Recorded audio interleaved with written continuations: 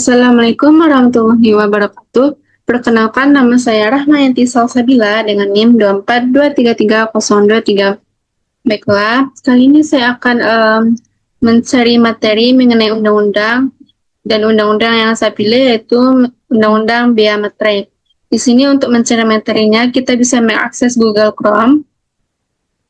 Dan ini sudah saya buka Google Chrome-nya. Sini kita ketik materi tadi.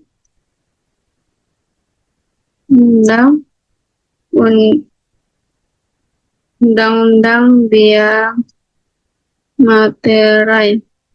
Kita enter.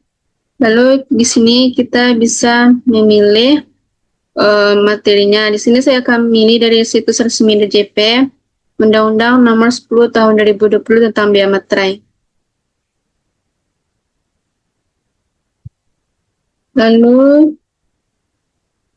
Lalu di sini kita bisa mendownload filenya. Lalu kita simpan. Kita klik ini.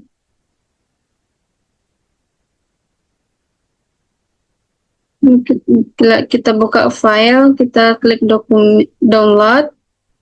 Lalu kita pilih file yang kita simpan tadi.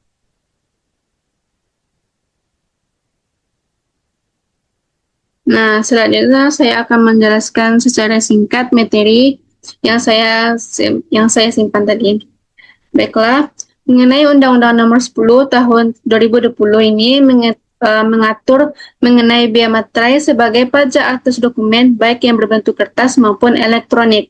Pengaturan baru ini lahir sebagai respons atas perkembangan teknologi dan kebutuhan masyarakat yang semakin bergeser menuju sistem digital atau paperless.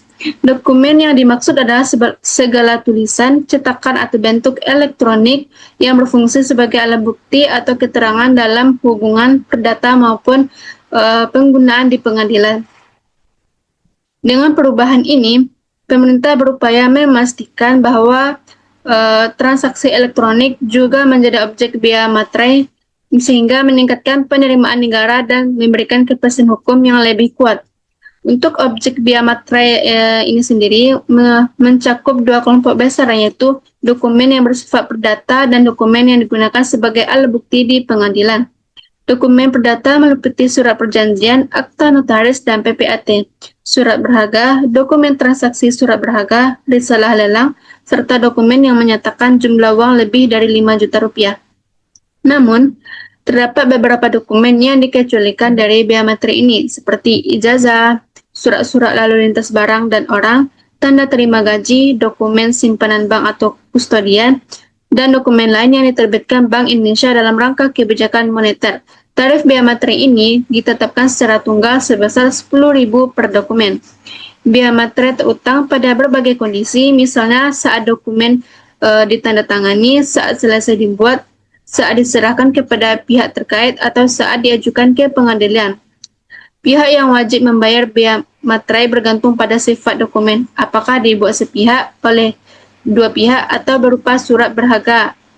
Selain itu, pemerintah memperkenalkan mekanisme pemungut bea materai untuk jenis dokumen tertentu yang kemudian wajib memungut, menyetor, dan melaporkan bea materai tersebut kepada negara. Pembayaran bea materai dapat dilakukan dengan materai tempel, materai elektronik, materai dalam bentuk lain, atau menggunakan surat setoran pajak. Undang-undang ini juga mengatur pematerian kemudian, yaitu pembayaran bea materai yang belum atau kurang dibayar, termasuk ketentuan sanksi sebesar 100% bagi keterlambatan atau kekurangan pembayaran pada dokumen tertentu.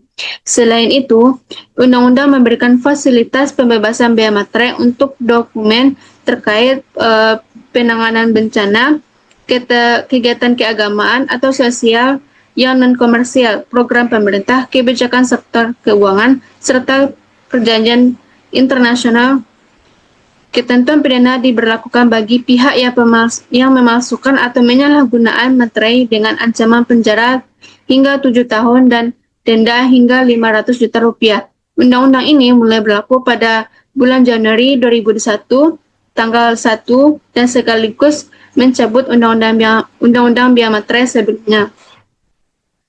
Selanjutnya, saya akan menjelaskan manfaat sumber regulasi bagi mahasiswa manajemen pajak.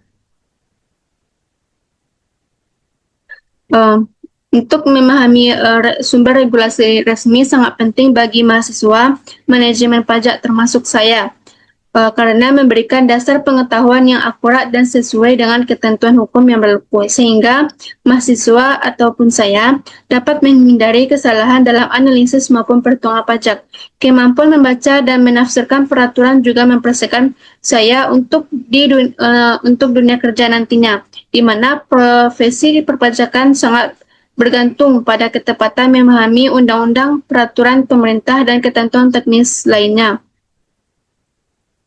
Selain itu, pemahaman terhadap regulasi resmi meningkatkan kemampuan analisis hukum, membangun integritas dan profesionalitas, serta mempermudah penyusunan tugas dan penelitian yang membutuhkan rujukan regulasi valid. Dengan mengetahui sumber aturan yang benar, mahasiswa juga dapat lebih cepat beradaptasi terhadap perubahan kebijakan perpajakan yang sering terjadi. Hanya itu yang saya dapat paparkan tentang materi Bea Materai ini. Terima kasih. Assalamualaikum warahmatullahi wabarakatuh. Thank you, everyone! Thank you, Elmore!